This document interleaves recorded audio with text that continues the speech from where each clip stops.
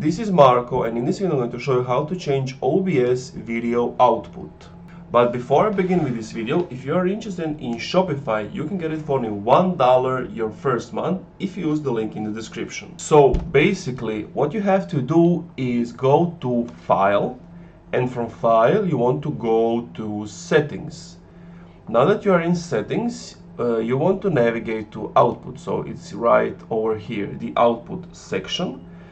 Now I can't change anything since I'm recording at the moment, but you see this recording format that I'm keeping. So basically you would click on here and you would click on MP4.